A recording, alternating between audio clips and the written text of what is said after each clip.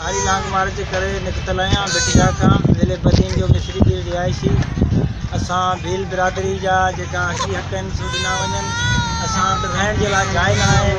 असांजे कंहिं बचड़नि जी तइलीम नथा हासिल करे सघूं। नाज़रीन, समाज में अणबराबरी ऐं बुनियादी हक़नि खां महरूम सिंध जी भील बिरादरी जे खानदान पारां भिठिया खां 12 बचनि सां निकतल पहिरीं पंध काफ़िलो प्रेस क्लब घारो पहुतो।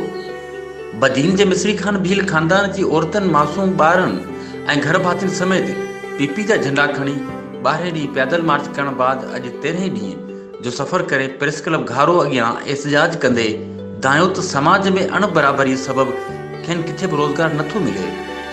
इलाइक़े जा ज़मींदार बि गुरबत सबबि असां सां मज़हब जी बुनियाद ते अणबराबरी वारो सलूक रखी हारपो कराए पैसा हड़प करे वेंदा आहिनि, जे सबबि असीं केतिरनि ॾींहंनि ताईं फाका कशी वारी ज़िंदगी गुज़ारण ते मजबूर हूंदा आहियूं। मिस्री भील वधीक ॿुधायो त आउं भिठिया खां बिलाल हाउस लाइ 12 बचनि समेत पैदल मार्च करे रहियो आहियां, छाकाणि असांजे खानदान में हमेशह पीपी खे वोट ॾिना आहिनि। तंहिं करे असां सां अणबराबरी वारो सलूक ख़तमु करे सरकारी नौकरियुनि में कोटा मुक़ररु करे नौकरी ॾिनी वञनि। कैमरा टीम सां गॾु मोहम्मद अली मला, सोच टीवी, घारो।